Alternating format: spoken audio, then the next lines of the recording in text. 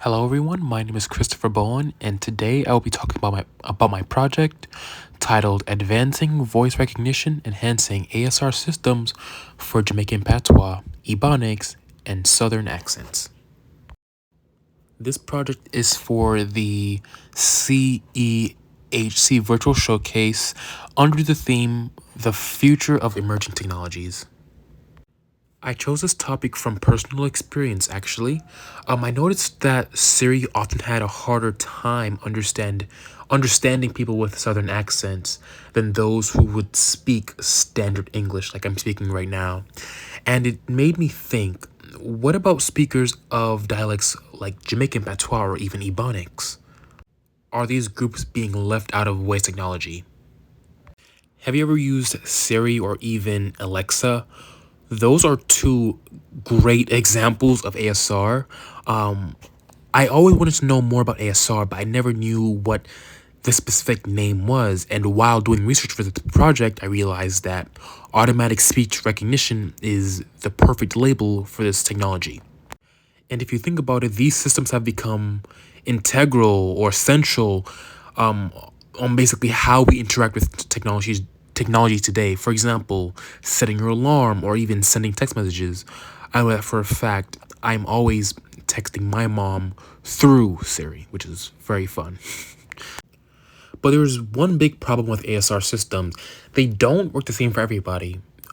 Many people who speak non-standard dialects like Jamaican Patois, Ebonics, or regional accents, which I'll be focusing on today, they have poor accuracy, and the people who have these accents have frustrating interactions with ASR like Siri and Alexa. And that leads me to the core question of this whole project. How can ASR systems evolve to better understand and serve speakers of Jamaican Patois, Ebonics, and Southern American accents? And I can answer that. I have conducted a, a bunch of literature review using like academic databases and Google Scholar. And I noticed that with like the world of AI, it seemed like generative AI is like one part of the solution to this problem. And I do understand that people may have their qualms about generative AI, but it seems like this can be a very good aid when it comes to helping ASR just better understand like different accents and dialects. So we can talk about what I found. So firstly, one of the most important studies came from Stanford University back in 2020.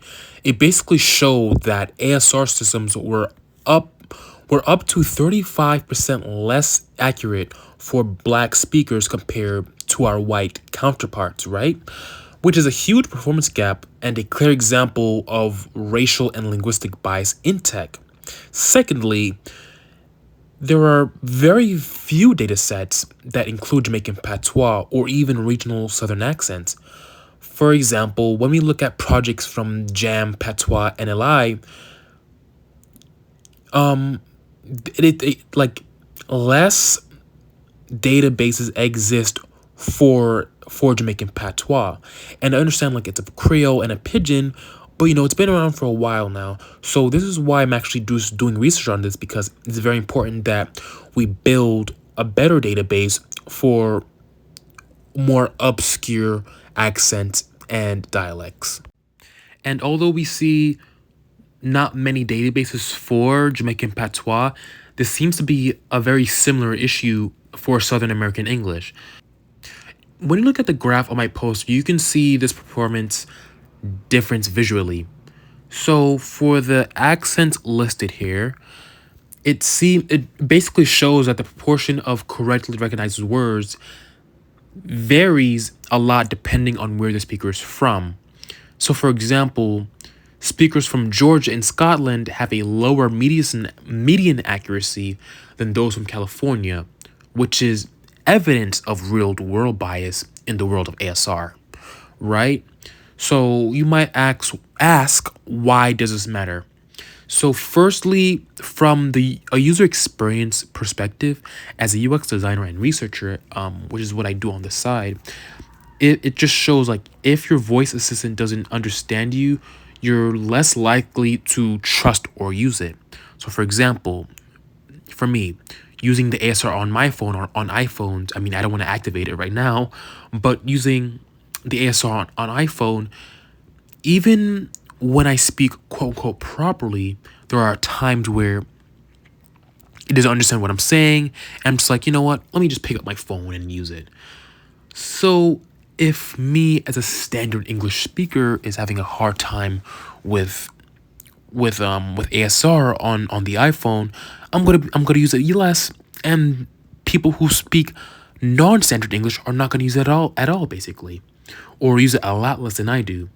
So it just creates a barrier to accessibility, especially for those whose voices aren't reflected in data sets and systems they were trained on. And this all comes from an ethical standpoint. It basically raises questions about whose voices who voices in tech matter the most, or at all. When you ignore dialects like Patois and Ebonics, as well as Southern accents, you're basically overlooking entire communities. And we know that these kind of technologies spread worldwide, so it would just make sense that the ASR systems are ready to be used by people all over the world. It's basically like a global citizenship for the ASR. Why would you want to just be locked down to standard English when you can just spread out and, cater to everybody? I think that there is good news when it comes to this because there are companies that are working on solutions. So, for example, we have Mozilla's Common Voice project, which is like a pretty big example for me. I was very happy to see this when I was doing the research. It just crowdsources like diverse voice data.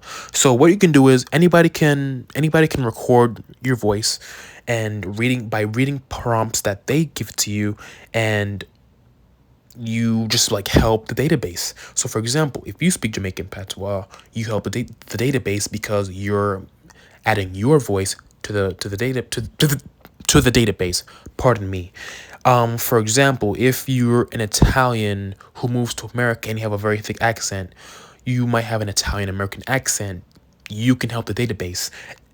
So there are like a whole bunch of languages and a whole bunch of dialects added to the database, and I think this crowd sourcing way of sourcing data is amazing, and it's not something that I've seen before when it comes to the world of linguistics, and it's honestly amazing to see. And for like the Ebonics and Jamaican patois dialects, it after doing research, I saw that Speechmatics is actually